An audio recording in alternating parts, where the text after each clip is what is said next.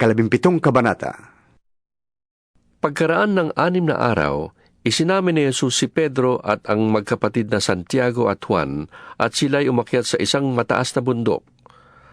Habang sila'y naroroon, nakita nilang nagbagong anyo si Jesus.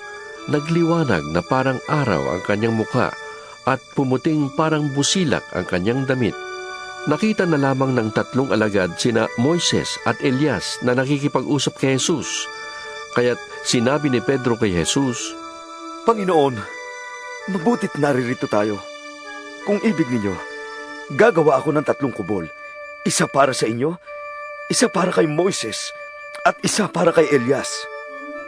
Habang nagsasalita siya'y nilililiman sila ng nagliliwanag na ulap. Mula rito'y may tinig na nagsabi, Ito ang pinakamamahal kong anak na lubos kong kinalulugdan. Pakinggan ninyo siya. Nang marinig ng mga alagad ang tinig, sila'y natakot ng labis at nagpatira pa. Nilapitan sila ni Jesus at hinawakan.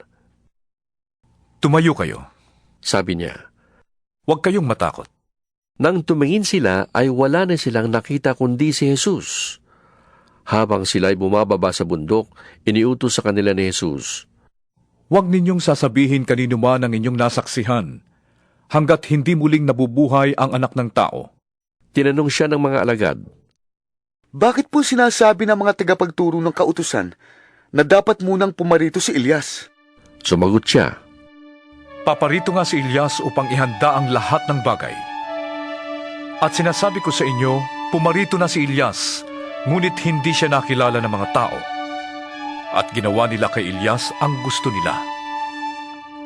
At tulad ng ginawa sa kanya, pahihirapan din nila ang anak ng tao. Naunawaan ng mga alagad na si Juan na tagapagbautismo ang tinutukoy niya. Pagbabalik nila'y may dinatnan silang maraming tao. Lumapit kay Jesus ang isang lalaki, lumuhod sa harap niya at ang sabi, Ginoo, mahabag po kayo sa anak ko. Siya po'y may epilepsya at lubang nahihirapan kung sinusumpong. Madalas po siyang mabuwal sa apoy o kaya mahulog sa tubig. Dinala ko po siya sa inyong mga alagad, ngunit siya hindi nila mapagaling. Sumagot si Jesus, Mga taong napakasama at walang pananampalataya. Hanggang kailan ako dapat manatiling kasama ninyo? Hanggang kailan ko kayo pagtitiisan? Dalhin ninyo rito ang bata. Inutusan ni Jesus ang demonyo na lumabas sa bata at ang bata'y gumaling agad. Pagkatapos, lumapit ang mga alagad at tinanong si Jesus ng walang ibang nakakarinig. Bakit po hindi namin mapalayas ang demonyo? Sumagot siya, Dahil sa maliit ang inyong pananampalataya, sinasabi ko sa inyo kung maging katulad man lamang ng maliit na buto ng mustasa ang inyong pananalig sa Diyos, masasabi ninyo sa bundok na ito, lumipat ka roon, at ito'y lilipat nga. Walang bagay na hindi ninyo magagawa. Nang magkatipon sa Galilea ang mga alagad, sinabi sa kanila ni Jesus, Ang anak ng tao ay pagtataksilan at papatayin. Ngunit muling mabubuhay sa 3 araw. at sila'y lubhang nalungkot. Pagdating nila sa Capernaum, lumapit kay Pedro ang mga maniningil ng buwis para sa templo. Nagbabayad ba ng buwis para sa templo ang inyong guro? Tanong nila. Opo! Sagot ni Pedro, at nang pumasok siya sa bahay, tinanong siya ni Jesus, Ano sa palagay mo, Simon?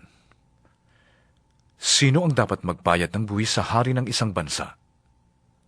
Ang mga mamamayan ba o ang mga dayuhan? Ang mga dayuhan po? Tugon ni Pedro. Sinabi ni Jesus, Kung gayon, hindi dapat magbayad ang mga mamamayan. Gayunman, para wala silang masabi sa atin, pumunta ka sa lawa at mamingwit ka. Kunin mo ang unang isdang mahuli mo. Ibuka mo ang bibig nyon at may makikita kang isang salaping pilak. Kunin mo yon at ibayad mo para sa buwis nating 2.